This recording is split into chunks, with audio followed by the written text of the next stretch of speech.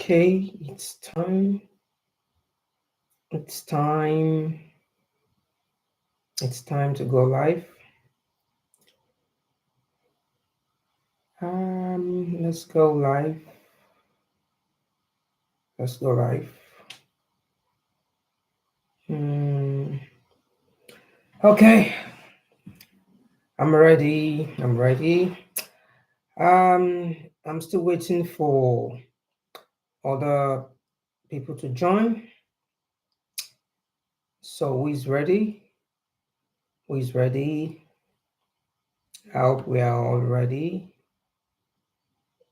Participant, I'm here. Yeah, this is a live section, and it promises to be an interesting section. Okay, let me just make some little adjustments.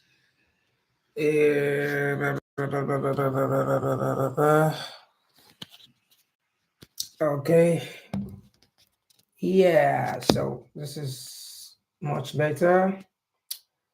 So let's see what goes here.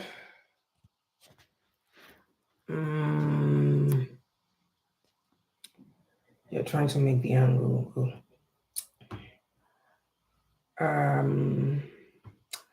Yeah, I'm still waiting for others to join.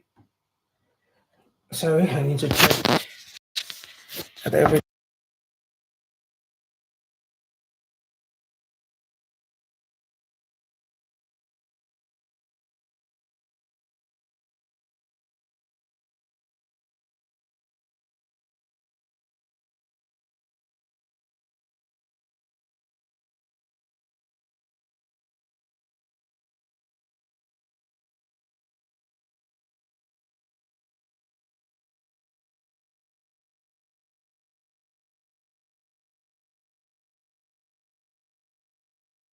Okay, let's see how it goes. Oh, sorry, this isn't looking good. This is not looking good. This is not looking good.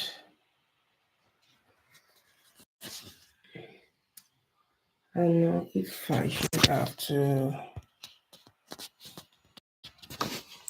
Right. Okay, and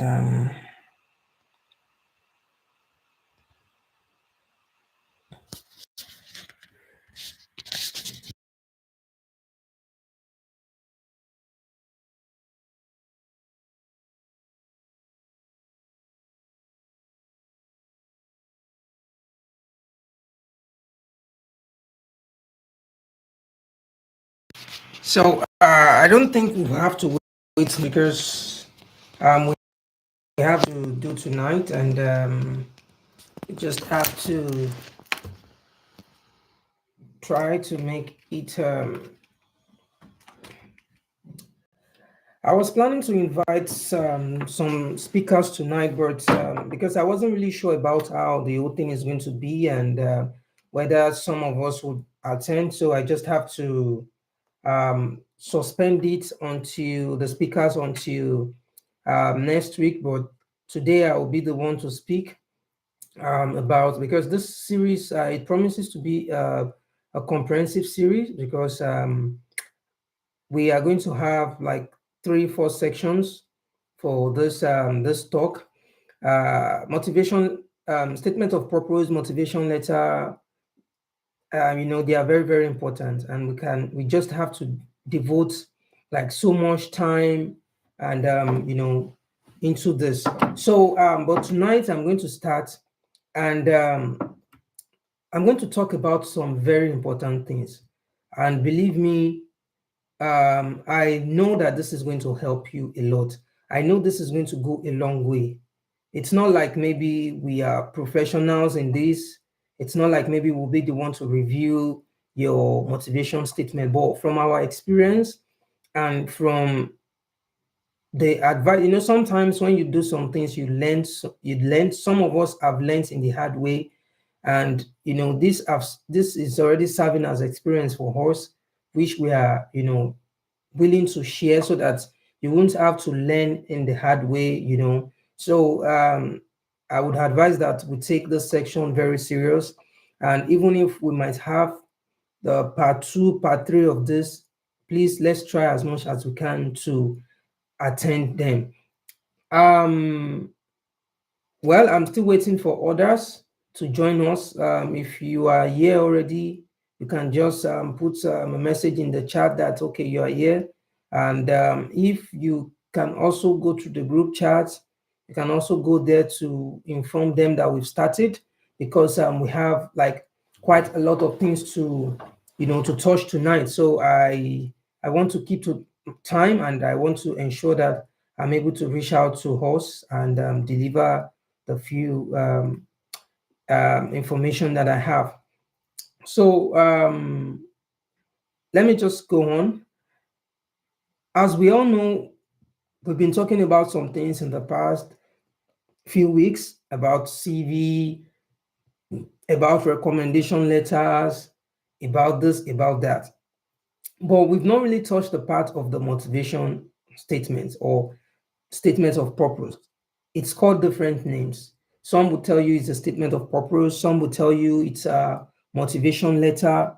But whichever the name that is given to it, the most important thing is that I want you to know that this is not just a document that you submit during your application.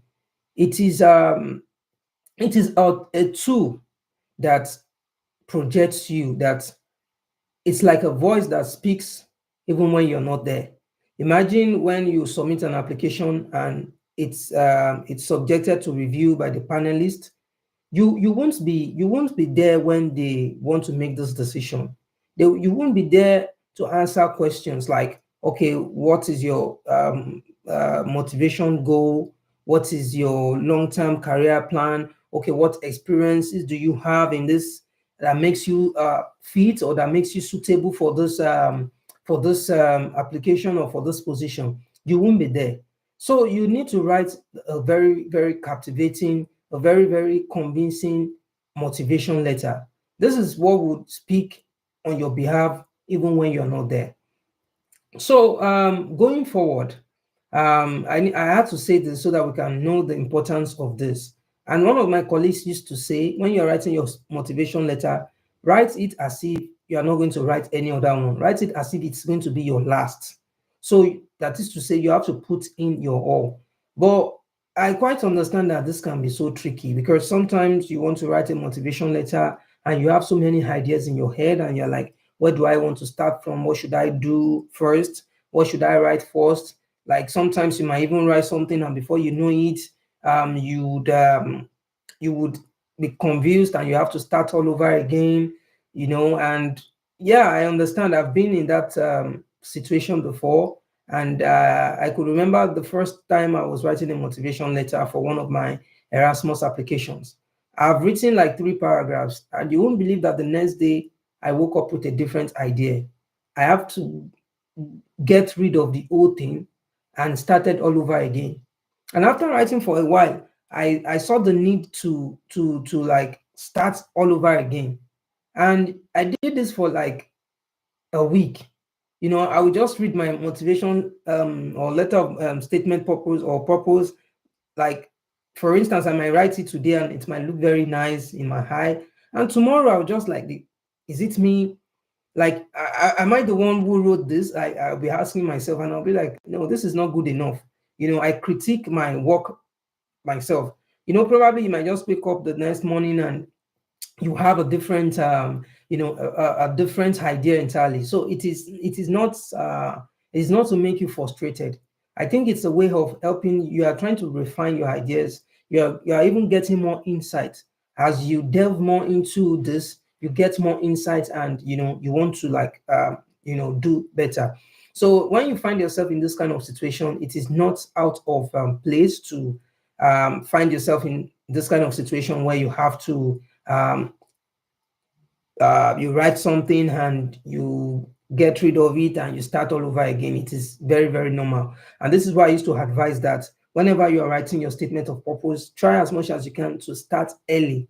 The reason is because when you start early, it will give you time, it will give you room to look into all those things. You can critique your work, you can start all over again. But when you are under when you're under the restraint of time, you're restrained by time, you would not be able to do so much, because you just be like, oh, I need to submit this thing as soon as possible. So now, let me go to some of the um, important things that you need to take into consideration when you want to start your motivation letter. Because I wrote quite a few points here, and yeah. So one of them is you need to check the instruction that is given to you, because some programs will tell you how they want the motivation letter to be. They will give you like a structure that, okay, your motivation letter should talk about this, it should talk about that. And you might be wondering that, oh, in that case it is even easier, because you are not confused, you are not like, oh, what should I. They've already given you like a structure. If they will tell you that, okay, let your motivation letter capture this, capture this, capture that, so that will serve like as a kind of roadmap for you. So in that case, it makes it a bit easier, because you have an idea of what they are expecting. But in a situation whereby they just tell you that, oh, write a motivation letter not more than 5,000 words, or not more than 500 words, in that case, you are expected to create a structure yourself. So that is just the difference between the two. So sometimes you have a clear instruction on what they expect you to write.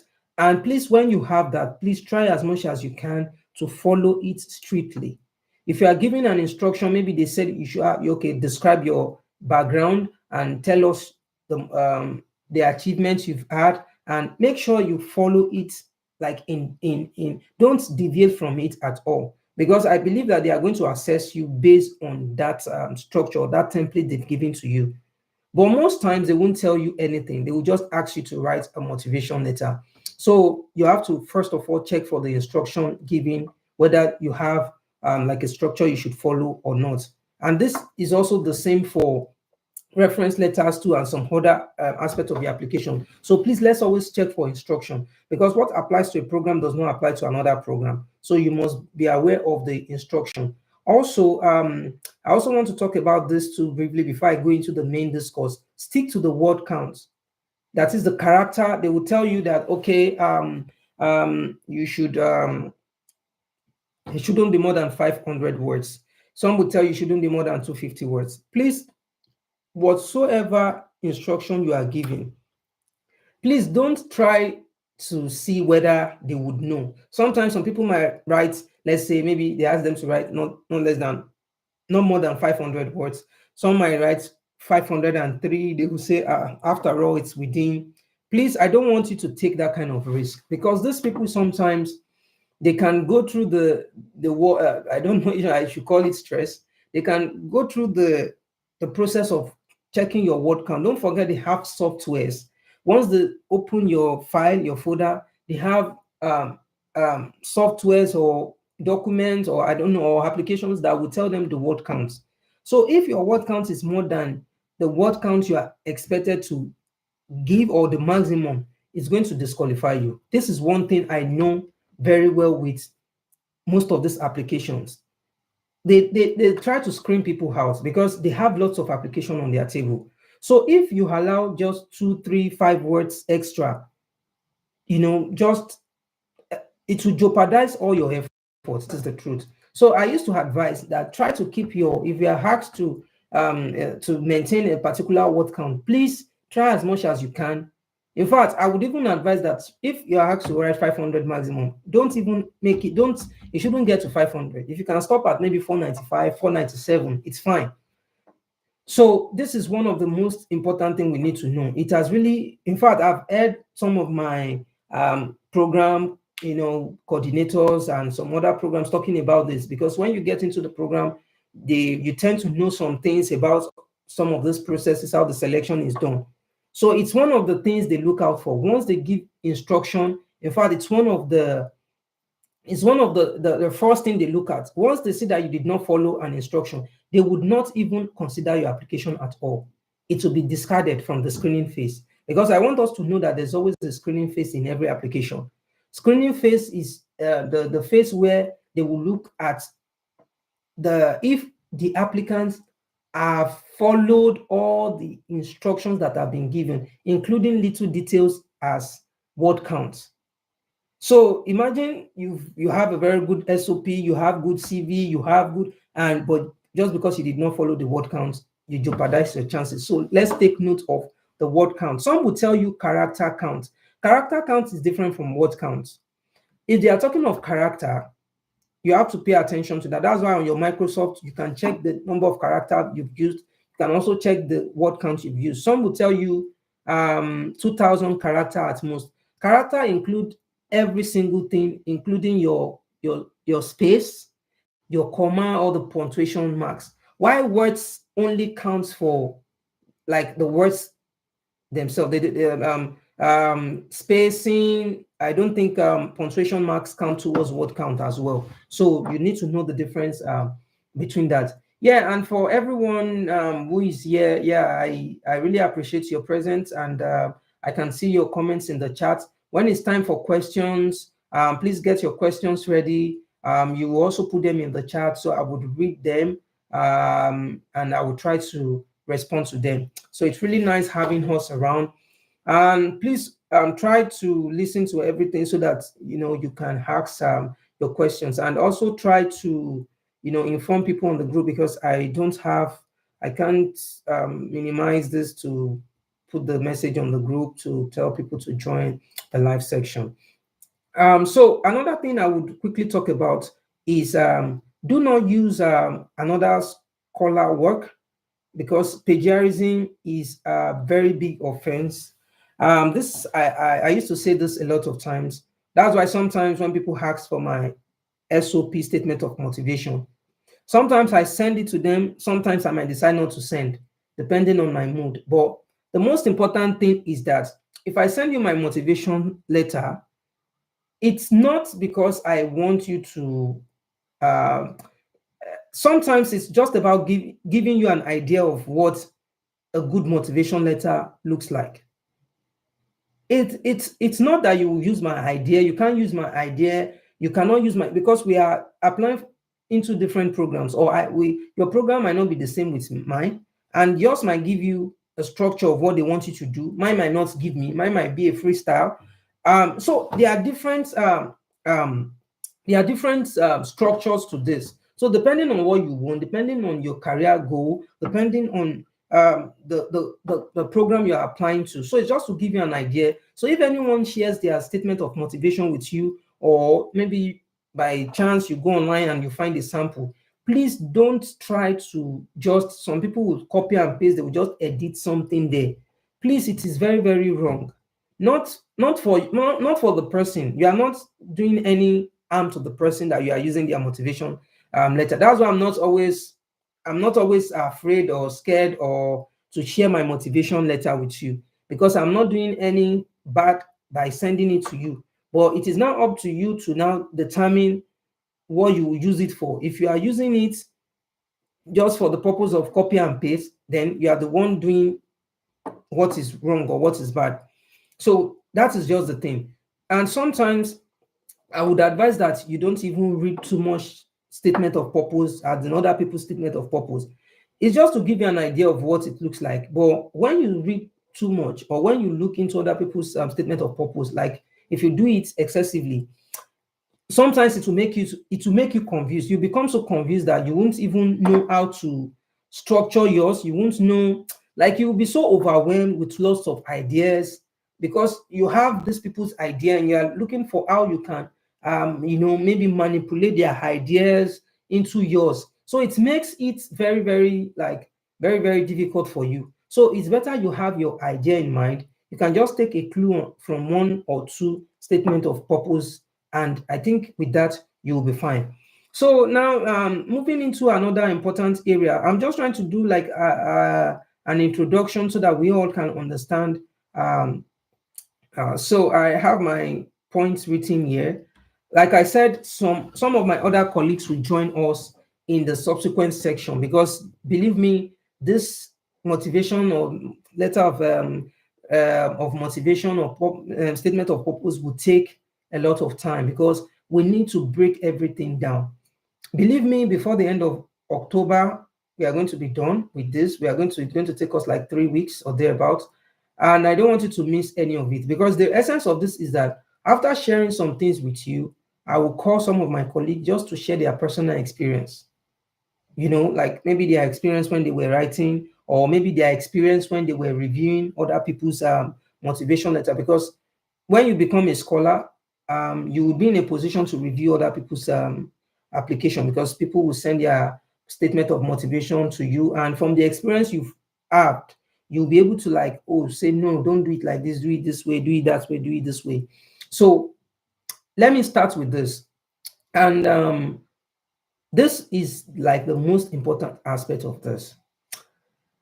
When you start your motivation letter, the first thing I advise anyone to do is that the ideas you want to create, write them down. You don't have to develop it. Just write down your idea. That's the first step I would advise anyone to take. Have your idea that, okay, I would like to talk about this. I would like to talk about this. I would like to talk about this. I would like to talk about this. So when you have these ideas, you write the ideas out. And this is where I told you that some programs will give you like a structure of what they expect you to do. So in that case, you already know that, okay, I'm supposed to start by talking about my background, my academic background.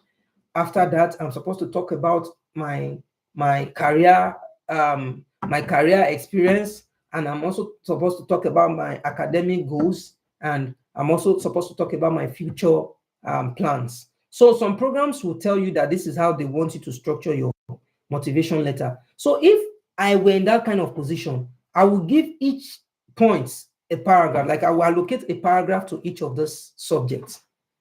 The first paragraph for this, the second paragraph for this. And please, I've seen motivation letters before that has lots of paragraphs. It is not really advisable. Make sure that for every idea you have, you put it in one paragraph. If you are talking about maybe your motivation, some people start by talking about their motivation for applying for that program. And I think I prefer that style. That's the style I adopt. And most of my colleagues that got a scholarship too, this is the style they adopt. They start with the motivation.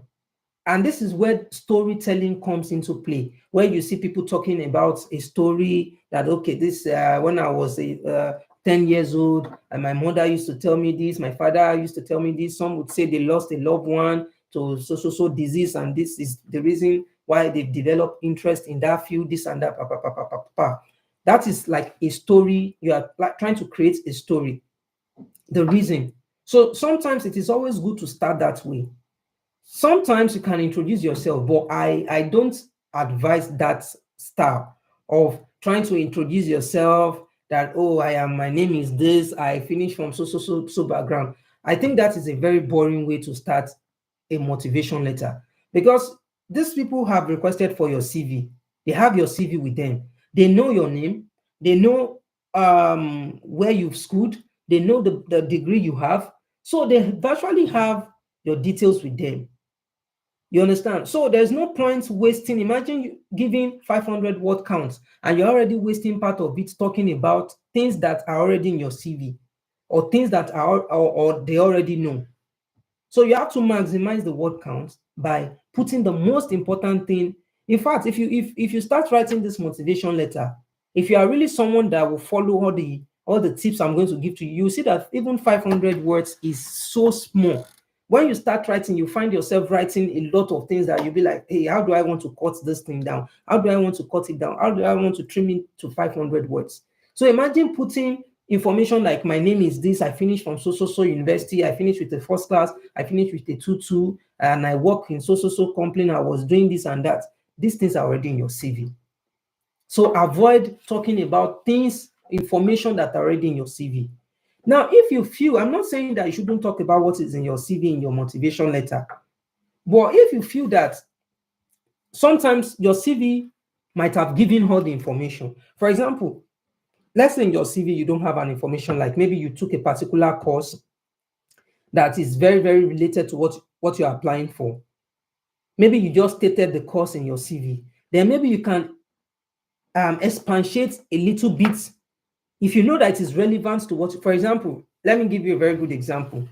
For instance, in one of my motivation letters, I told them that I'm currently taking an online program in R. R is a programming, a statistical programming software or application.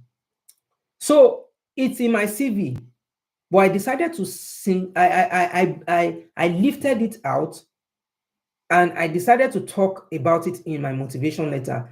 And there's a purpose why I wanted to do that, because I know that my program, they appreciate people who have, even if it's a basic knowledge in R, because I know that R will be used during the course of the program.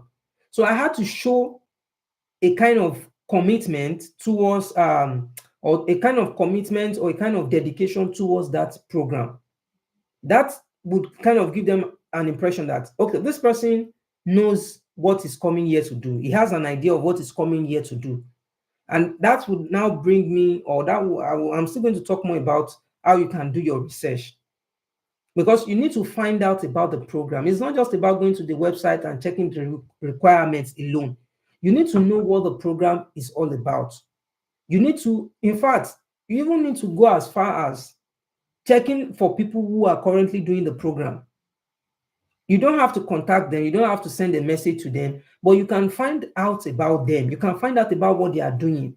Go through the program itself. Go through their course outline, their syllabus. You would find all this information. You have to go through their syllabus, know the courses that they are doing, and see how you can kind of, okay, for example, if you do anything that is related to some of those courses, maybe you have an idea about it, you can just put it in your SOP that, okay, why, in fact, you can even go as far as talking about some of the faculty member. That is the research. I'm still going to talk about the research part. Imagine you writing in your motivation letter that, oh, I also like the work of Professor this and that.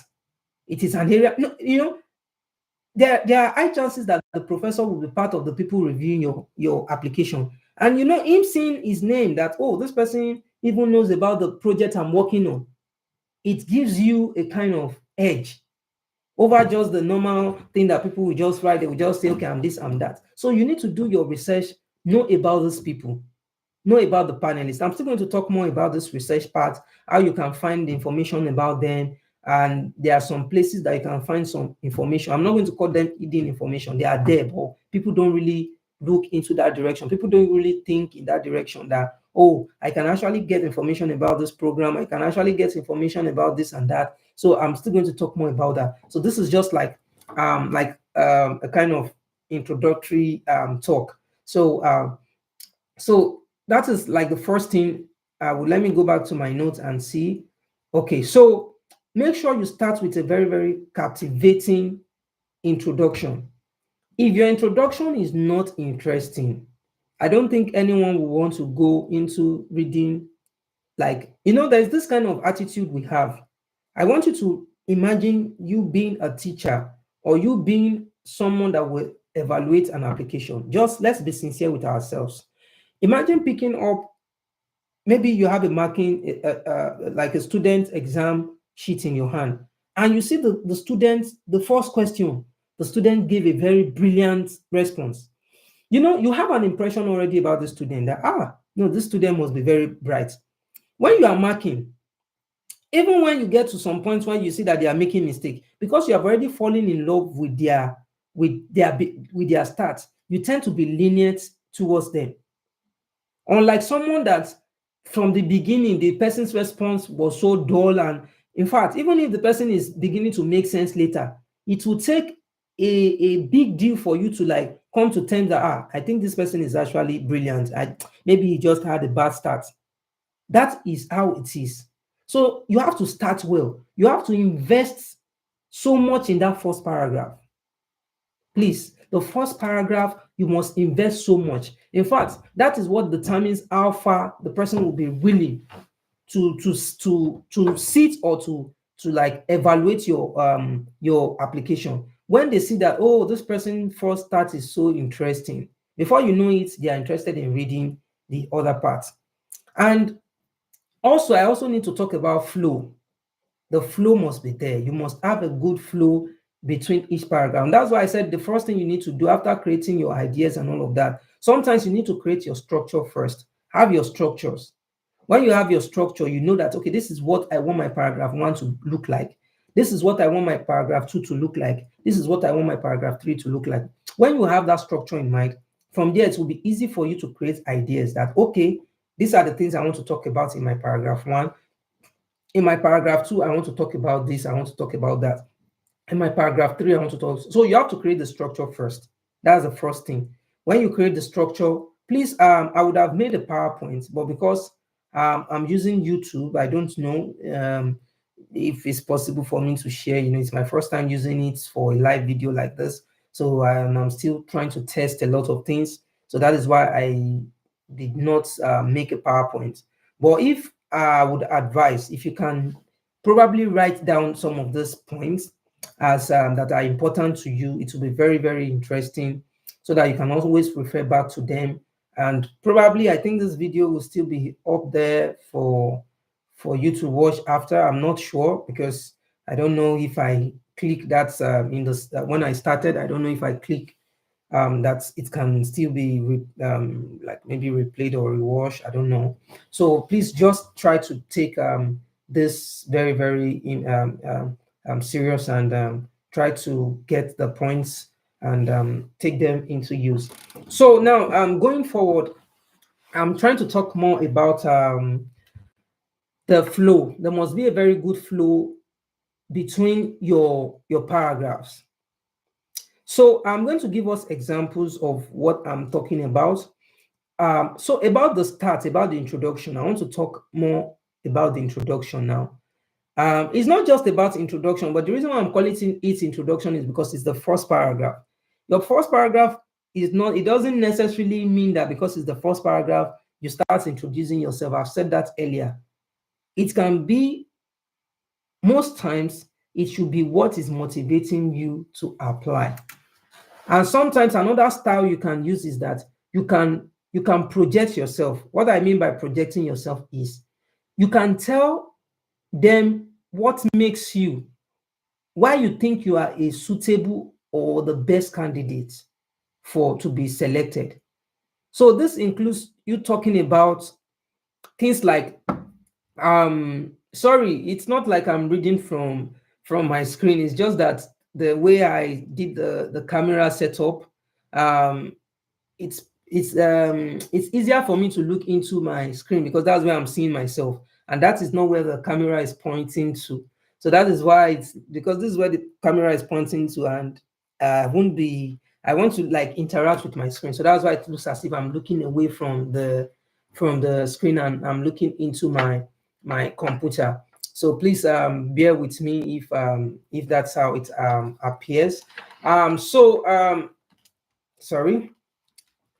Yeah, so for the introduction, when we are talking about the show now, I'm going to give you an idea of how you can start, like having a very, very good introduction. You can start by, one, telling a story. I already said that briefly before. For instance, when we are talking of storytelling, please, you don't have to tell story that sounds childish, because I've seen a lot of motivation letter where people will come up with things like, oh, when I was growing up, I had a cousin that died of cancer, and so because of that, I was really, really keen on studying something related to this, something related to that. I quite understand that sometimes, because you hear that people are doing storytelling style and you want to like do the same. Yeah, it's very, very it's very, very common. But you can do something, you can do something out of the box. Now, let's say, for example, depending on your field, please always make sure that you tell a story that is in line with what you're applying for. Don't tell a story that at the end of the day, there will be no link between the story and the main discourse itself. Think about different stories. In fact, you can talk about anything, and it doesn't have to be stories. That is, in fact, that is where I'm going. I can tell I got 2 scholarships. Like the first one I applied for, the style was different from the second. The first one, the program I'm currently doing now, it was like a storytelling. I started with like a storytelling. The second one is like I did not use the storytelling style. What I did was that I stated some facts. So if you don't want to go in the way of telling story, maybe you notice that maybe your program or something does not, you don't really see a need to tell a story, or maybe, and what if you don't even have a story? Truthfully, some of us might not even have a story to tell. Some of us, we are just doing our course, or we find ourselves doing what we are doing, maybe just because, well, maybe you just found yourself doing it and you really don't have like something that really motivated you into doing it. But when you started doing it, you developed the interest, and from there you found the passion. So so it's not like it's a story that pushed you into doing it. So sometimes story might not really work. Sometimes what you need to do is to do a research about a concept. For example, talking about one of the programs I applied for, environmental marine resource management. What I did is that I was like, okay, what story do I want to tell? I was thinking of using the Niger Delta, the crude oil spillage in the Niger Delta, to link it with how it affects the marine organisms and how actions need to be taken, how this has led to economic loss, inflicted economic loss, and blah, blah, blah, blah, blah, blah. You understand? So I looked at it that, okay, let me state facts instead of going the story way. So I started by saying that, okay, 25% of the inhabitants in my country live around the coastal area. You understand? These are facts. So, and I went on to say some other things like so percent, statistically so percent of is being affected with this, is that. And I also mentioned about an institution in my country that deals with the management of marine resources, how much they lost, or how the financial losses that have been recorded due to due to crude oil pollution.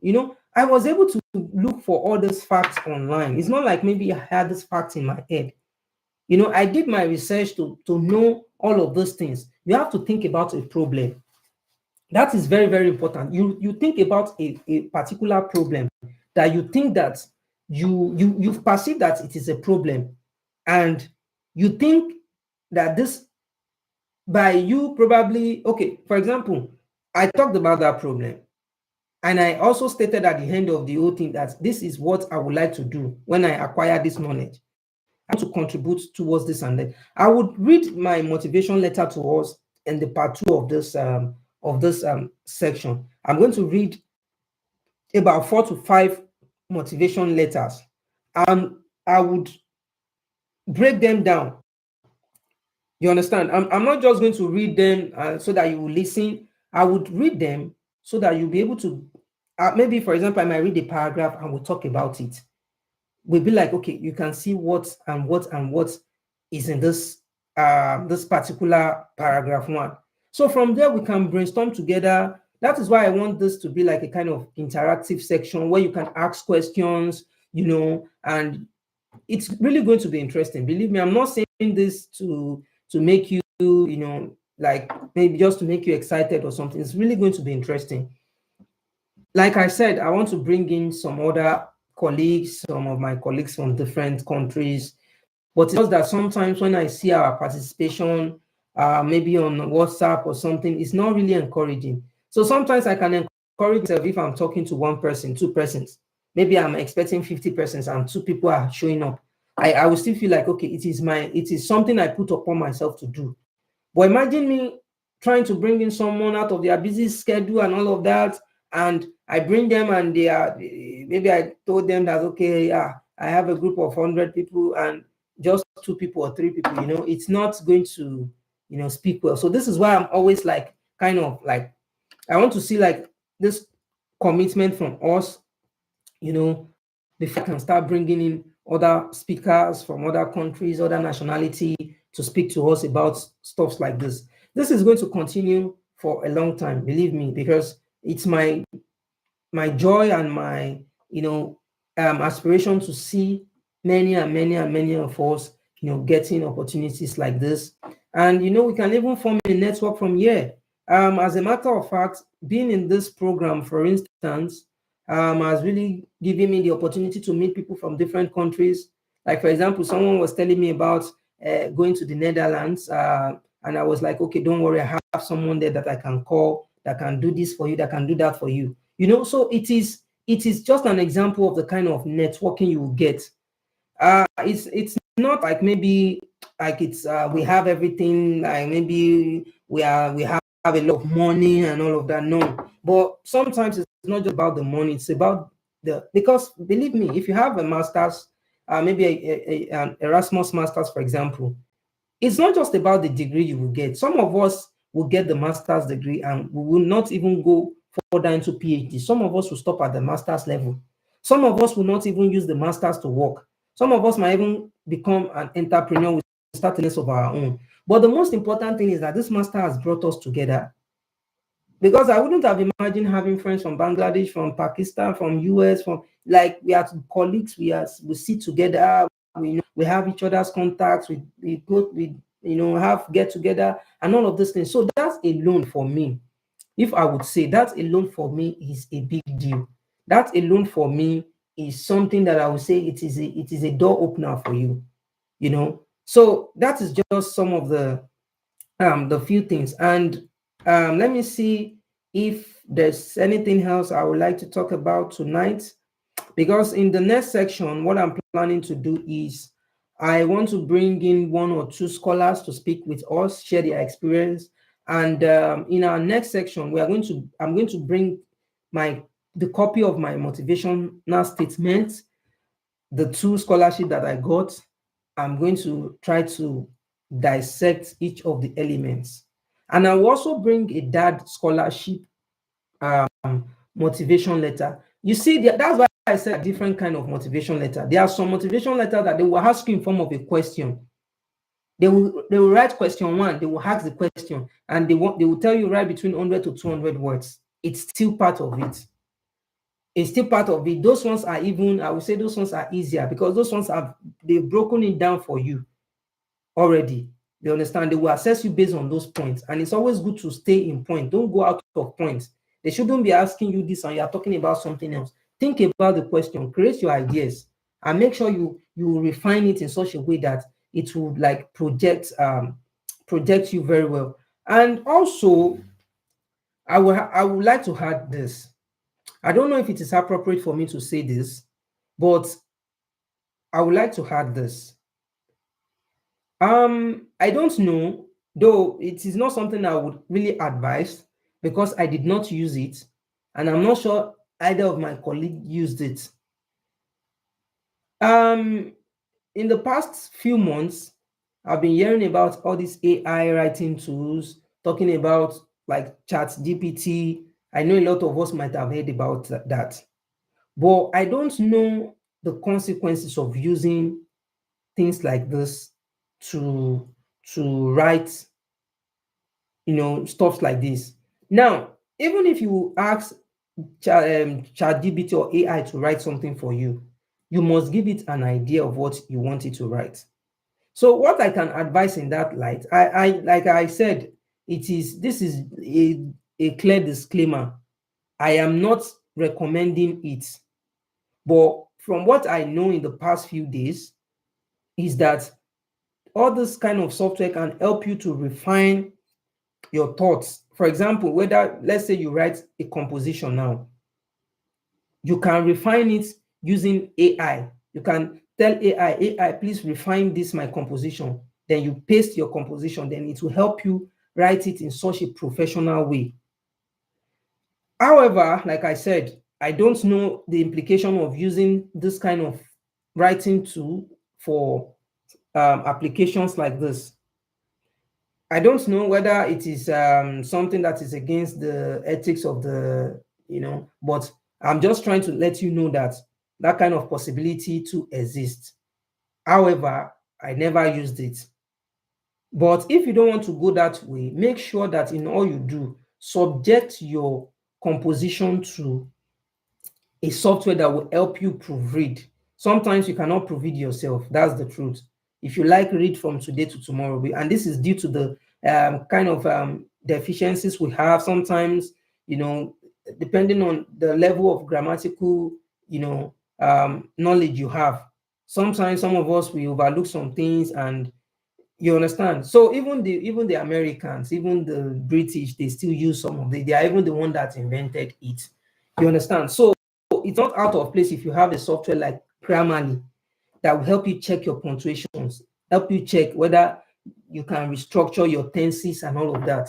You can go for the free version if you can afford the premium. But please make sure all you do, make sure you subject your work to that kind of scrutiny. Make sure that it goes through that kind of check. You understand? And also, you can also give it to friends and family that you know are like, okay, let me look into it. What do you think? You understand? But sometimes, in my own case, I did not really do that. It's not because I'm saying it is not right, but because maybe I did not really have people around me that can help me do that around that time. You understand? Sometimes when you send something to someone, you're expecting a feedback from them, you are not getting it, it can kind of delay you. You might think you are not good to go until the person responds. So that's why I'm always like, you can critique your work yourself. There's a level that you read what you've written and you tell yourself, this is not convincing enough. This cannot really. So, you can keep improving it. The more you improve it, it will get to a level that you yourself will know that, no, I've tried. I've tried. If I'm given a chance to write this again, I don't think I will do better. You understand that kind of thing? At that point, you can now, like, okay, you can now give it to someone to look into it at that time. But make sure that you have gotten to a level that you yourself can tell yourself that, yes, I think I've done justice to this. Then you can now maybe give it to someone to help you look into it. So I think with that, you can, it can go a long way. So at this point in time, I would like to stop for today.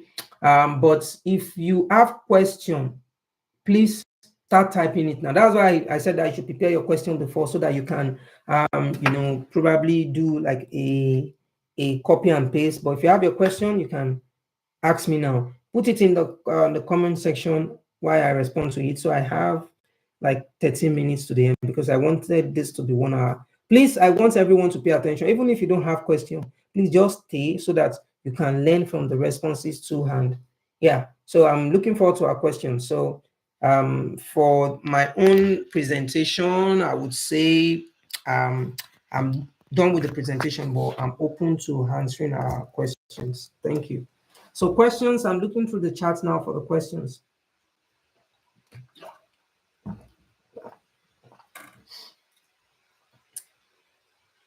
Like I said, we are still going to have more sections, please.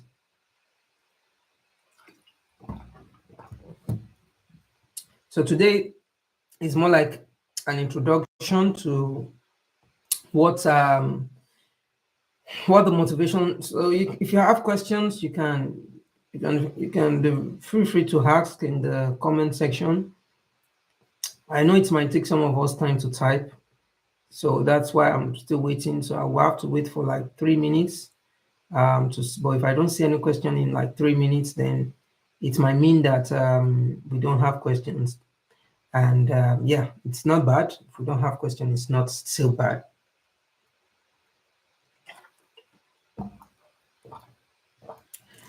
Yeah, let me refresh, because I don't know whether there are questions and I've not seen them.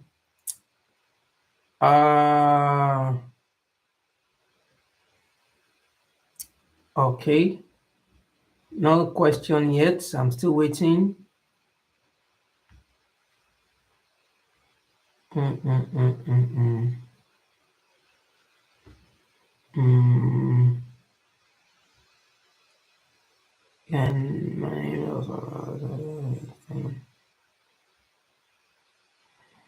Please, I'm still waiting. Please, any question? Any question, please?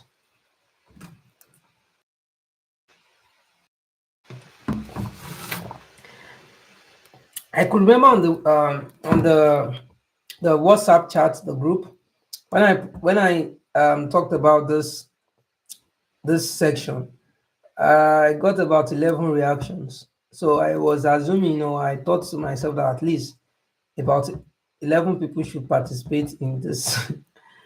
uh, the highest number I saw tonight was 8, like at a particular time. I know there are some times that people come in, they minimize it goes, but the maximum number I saw was 8. Yeah, no problem. We just have to deal with situations like this. During the course of the week, I still had people who sent messages to me asking me about even some things that I've said in my previous YouTube videos. I told them, go to this YouTube video, you will find this. I've spoken about it. It's still the same person. It's not like maybe it's a different person. It's not like maybe I will have something different to talk about. It's still the same thing I will talk about. So I was referring them to the video. I said, go and watch the video. This video really, it did justice to this. But yet, these are the kind of things I get like from time to time. So it looks like we don't have any question.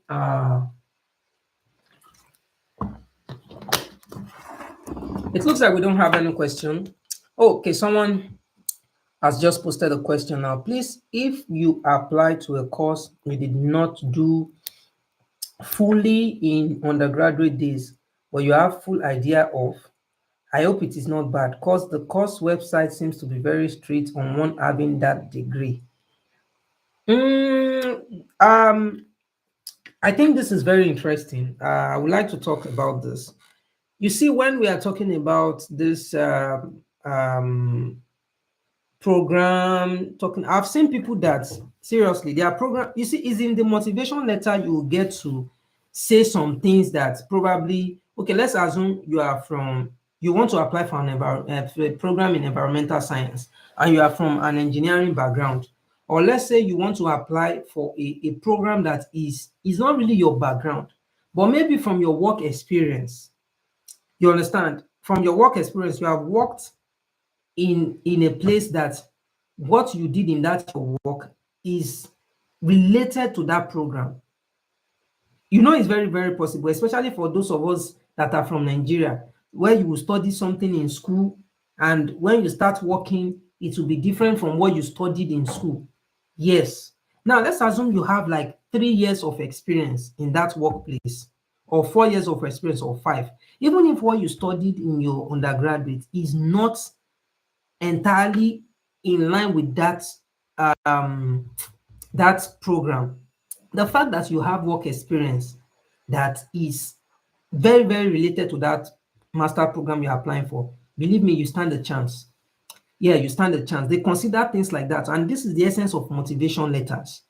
In the motivation letter, you would even state it there that I know that based on my academic background, I might not be, but from my work experience, you understand, I have been able to do that, I've been able to do that, and that is why when we are talking of, I will still talk about that in our subsequent section, about how you need to talk about your achievements. Your achievement is very, very important.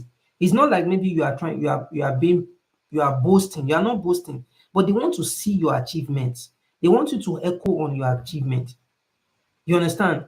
You tell them about things you have done. You tell them your achievements academically. In fact, sometimes academically, you should even go to the extent of telling them that, okay, I finished in the top 5% of my class. You understand? You understand what that means?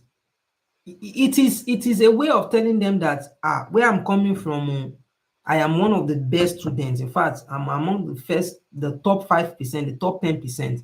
So these are ways of projecting yourself. You need to package yourself. We used to call it packaging. You understand? You need to, you can have a very good profile, but you don't know how to package yourself. You can be a first class student, you can have conferences, you can have research, but if you don't know how to package yourself, believe me, even with your profile, it might look like you are not really, really motivated for that. So this is why you need to really sit down and plan yourself. And your motivation letter, you must plan it very well. You understand? But if a program tells you from the beginning that, okay, for example, maybe sometimes some program will tell you that if you have background in this and in that, but they will not, if in case you don't see, for example, if they say, okay, engineering, and let's say you study mathematics, for example, but they said engineering, you should be able to tailor a part of mathematics that you have mastered that you think will be relevant in that program. Because most of Erasmus programs are multidisciplinary. They want people from different backgrounds. Like, for example, in my program, I have someone that studied vet medicine. Yes, we are dealing with environmental contamination and toxicology. I have someone that studied pharmacy. I have people that did engineering. You understand? So we are from different scope, we are from different discipline. And this is why, because your knowledge is needed in solving something. If you are a mathematician, then there's no how. There will be something in that program that you feel like, oh, as a mathematician, I've learned this, I've learned that during the course of my experience in school and in this, and I want to bring in that knowledge to solve so area. You must know the particular area of that program that your skill, maybe from your work or from your academic, will be relevant. So with that, they would like to consider you. So I think I've answered that question because there are other questions here. So I want to try to see if I can respond to them. Okay, I'm most grateful. Yeah, thank you, Prosper. Peace is also asking a question, but let me just move to Temi Toba. So I will come back to Peace again to answer a question. And for those of us, if you have other questions, you can still ask your questions. There's still time for that, though officially I'm done with my presentation, but it's just time for questions now. So the program I intend applying for mentioned that if you're applying for a scholarship, least describe your interest for a full or partial scholarship. 1 page maximum. Can you please share a bit of it? If you're applying for a scholarship, okay, please, I want to believe that's what you wanted to, because I was confused when I saw least describe. So please describe your interest for a full or partial scholarship. Okay, that is one of the things we are talking about. This is an application now, and this question is one of the questions they want someone to attend to. It's part of motivation letter. They ask him to describe the interest for a full or partial scholarship, 1 page maximum. So now what this is saying, as far as I understand, what this is saying is that they want you to like tell them whether you are interested. It's just like a blank check. Do you want a partial or a full scholarship? And it doesn't end there. It's not like you just tell them, yes, I want a fully funded scholarship or I want a partial. You must justify it. It's a tricky question. They only ask it in such a simple way where some people will just say yes or no. But you are expected to justify. This happened to me too when I was applying for my program. There are some questions they ask us within the application where some people will just put a shallow answer. But these people are actually interested in people that can justify their answers, their responses. And believe me, I can confirm that all of my colleagues who got into the program too, because sometimes we discuss about these things like, okay, during the application, what do you do? How was this and that? Sometimes we even look into our motivation letter respectively, just to like get an idea, you understand, and all of this thing. So what am I trying to say in essence is that you need to be able to justify. Okay, for example, if you tell them you want a partial scholarship, that means you are trying to tell them that you have the means to cover the other things. Okay, you can tell them, okay, I'm actually working, I have money, it's just that the money I have is not enough, so I would need support to do this, to do that. But I don't think there's anyone coming from a developing nation who wants a partial scholarship when they have the option of selecting a fully funded scholarship. So if I were you, I would go for the full scholarship, and I will tell them the reason. And please, another thing about this thing is that don't play a pity game or an emotional game. There are some people that they will say, I'm from a very poor background. In fact, I cannot even afford to eat. Please, those kind of things don't think it will move them. This is not a charity program that they are looking for poor people. When you are trying to tell them to present your financial position, you must just let them know that, okay, the cost of studying, the cost of doing this, the cost of doing that is on the high side. You understand? You have to do a little bit of analysis. If in fact, if you can get information about the cost of the program, you can do that. That okay, you know that the program costs so amount, it costs so, you know, you can do your research and you present that in the write-up. And going by my current financial situation, you know, I cannot afford that. You don't have to tell them that you are from a poor background, you are from a this, you are from a that. It doesn't really, it's about you being able to convince them that you need the fully funded scholarship. Just like some of their citizens here or residents here that apply for financial help. They don't, it's not like they will tell them that I'm sleeping on this. There's a strategic way that you present your needs to someone that will know that okay, this person truly deserves it. And also the last part of it is that you must also justify the reason why you would harness that money that will be given to you. If you are giving a fully funded scholarship, you must be able to let them know that you are an asset. That is to say, after my this thing, you know, I hope to, you know, to give back, you know, maybe to the European community by doing this. You know, you just come up with something interesting to justify. So these are the kind of people they want to give money to. These are the kind of people they want to give grants to, and not on the basis of I'm poor, my parents have, you know, I'm an orphan, I can't eat, I can't feed. They'll be like, you can't feed, you can't eat. Well, they don't think, you know, so that's just the little advice I can give on that, addressing that. So currently someone Hex is asking me, I'm currently teaching economics in a high school. I'm planning to do a master's in economics. How do I go about my SOP? It depends on the program you are applying for. You need to go through the program, you need to go through their requirements, you need to know the objective of the program. I used to tell people that if you want to write SOP, if you don't know the objective of the program you're applying for, you are not ready. You must know the objective of the program. You must sit down. In fact, that is what I want to talk about next week, doing your research. If you want to write a motivation letter, please, before you even start putting your ideas together, please, the first thing, do a research on the program. Go to their website, check for the objectives, check for the vision of the program. Why is the program? It's from the program that you would know. See, sometimes some of us, it's not like maybe we have, sometimes when you see some very interesting motivation letter, I used to tell people when they see my motivation letter, some of these things, it's not like the idea came from my head itself. The idea came from my research, because when I do the research, I know what the program is all about, I know what they want. So I try to fine-tune my motivation letter to align with the objective of the program. So you can never write a good motivation letter without knowing the objective of the program itself. You have to go to their website, check every information. In fact, not just their website too. I'm still going to talk about this next week by God's grace, God's sparing our lives, on how you can search for information on the program. Go to their LinkedIn. If they have a LinkedIn page, go there. If they have Facebook, go there. Go to their Instagram. You don't underestimate the power of this social media, apart from just their website, because some of us are limited to just their website. You just feel that, oh, any information you don't find on their website, you can't find it elsewhere. That's not true. Don't be surprised that you go to their Facebook page and you find something that is not on their website.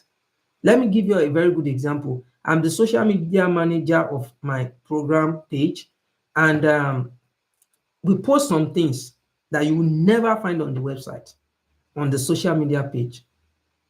Things like the kind of projects we are doing right now, the kind of classes we are doing right now. You see information about us. In fact, we just finished a seminar, a seminar this week from Monday to today. Now, that seminar, for example, you might not find it on our website. You won't find it on the website that these students are doing this, they are doing that. But that kind of seminar, do you know that if you, even like I could remember in one of my motivation letter, I mentioned a yearly seminar they used to do in one of the programs, that I'm looking forward to that seminar because I'm looking forward to learning about this, about that, about that. So, you know, it gives them an impression that this person really knows also.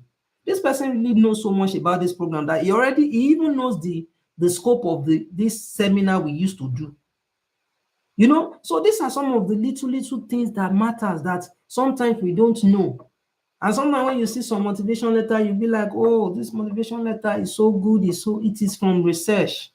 Believe me, you can do it. You can do it.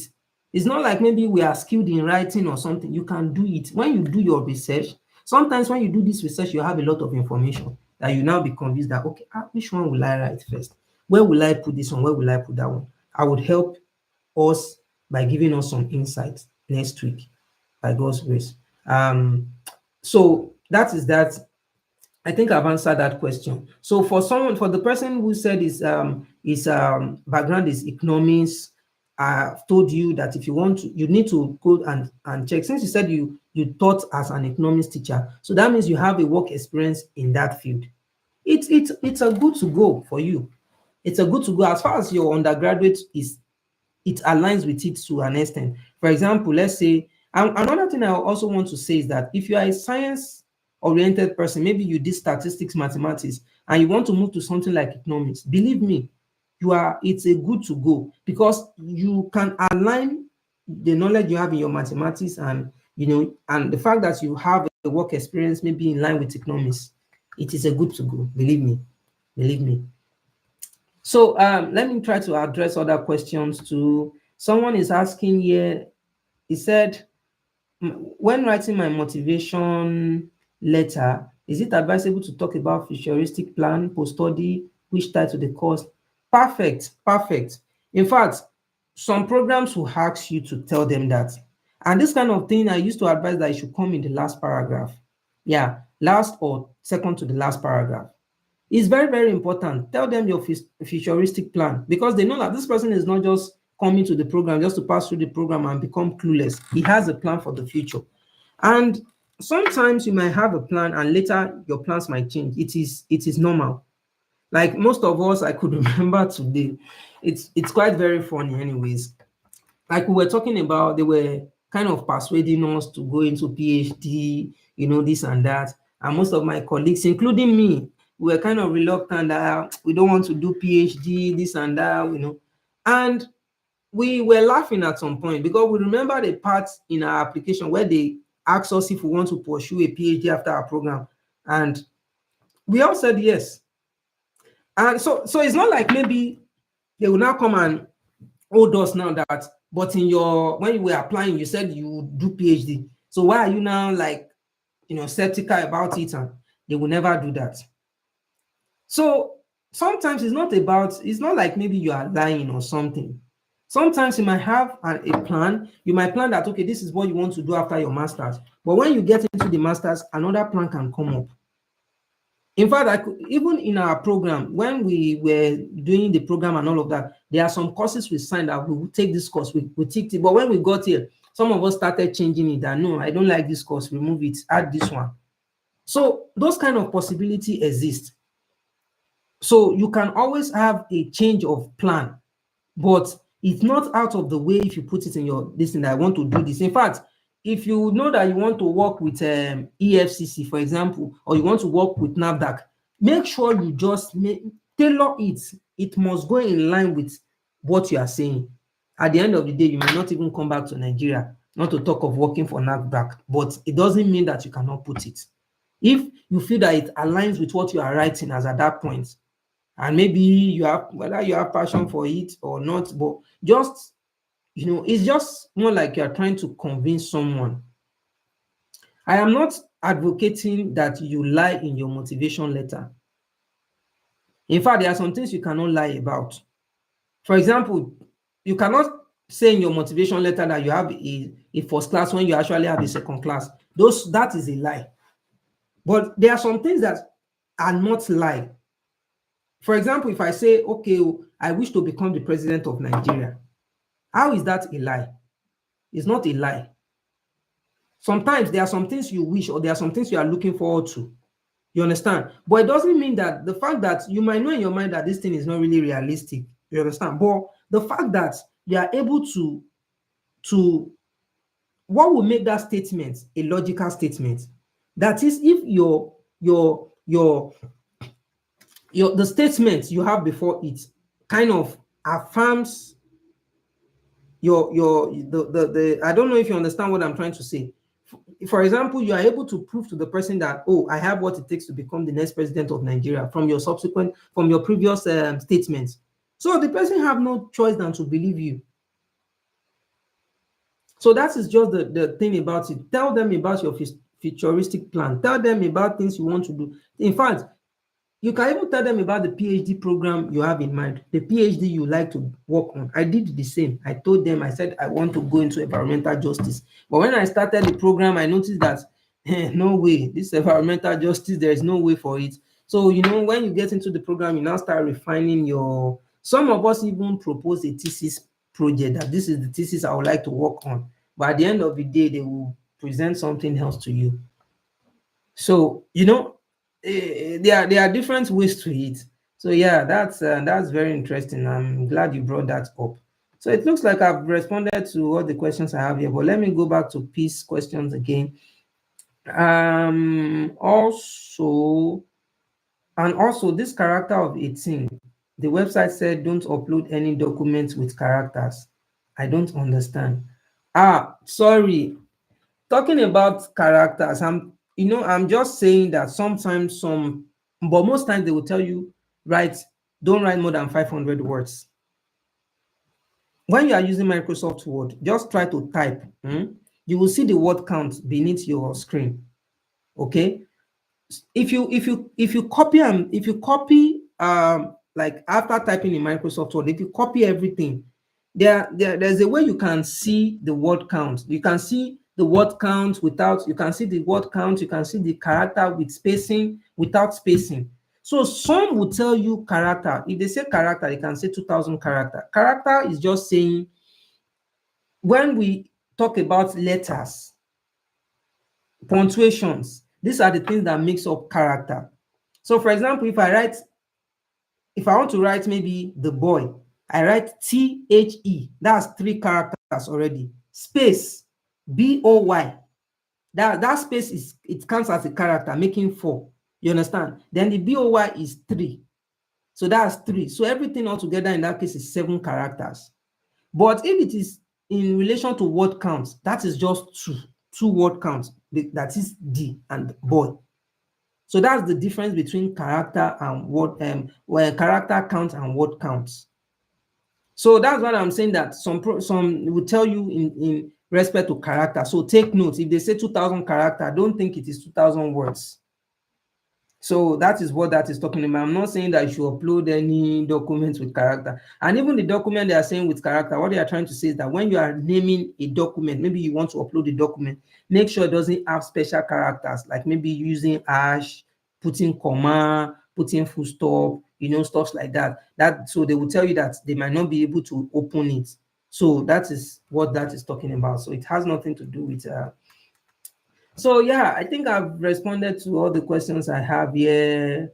Okay, so okay, thank you, Mr. Femi, for the effort and time invested. Yeah, all thanks to God. Yeah, it's not like very convenient to sit down and plan stuff like this, but it is something I'm passionate about. It's just because of the passion. I love it when people succeed. I love it when people I'm able to like make people happy. You can't make everyone happy anyways, but at least if you can do your best within your power to make sure at least you try to reach out to people and try to help them, to become who they want to become. It's only God that can help us to become who we want to become, you understand? But we still have our roles to play.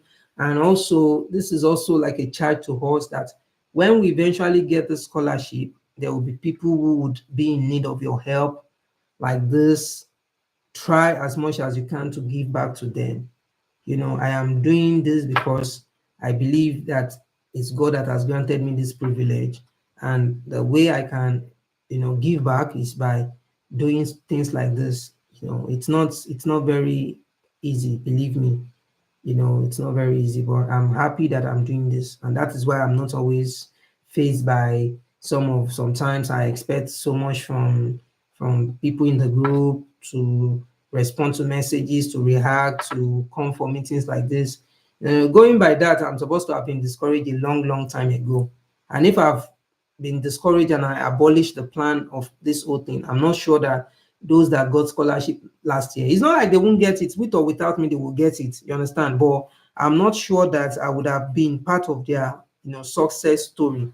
That's what I'm just trying to say in essence. So we have to like have the patience, to deal with people, have the understanding. We need to understand situation of people that sometimes it's not easy. People are going through a lot, and sometimes they might have a lot going on in their mind, and they might even forget that they are supposed to be in a meeting and stuff like that. I quite understand, and this is why I'm understanding. Sometimes I might be angry, truthfully, just like last week, but at the same time I had to think about it again, that okay, well, what if I just abolish the whole thing just because of this little discouragement that I got last weekend. So I'm happy that at least some of us are here, and we stood all through the course of the talk, which is an encouragement for me. It's something that makes me know that okay, what I'm saying is really impactful. It makes sense, because imagine me talking and I just see that the participant just dropped to zero and I'm the only one talking to myself. It passed a kind of message to me that it seems you are not communicating well. It seems what you are saying does not make sense. How it will kind of make me feel so discouraged. But at least if I can see 1, 2, 3, 4 people at a particular time, it gives me the push to go ahead, that okay, I'm actually on the right track.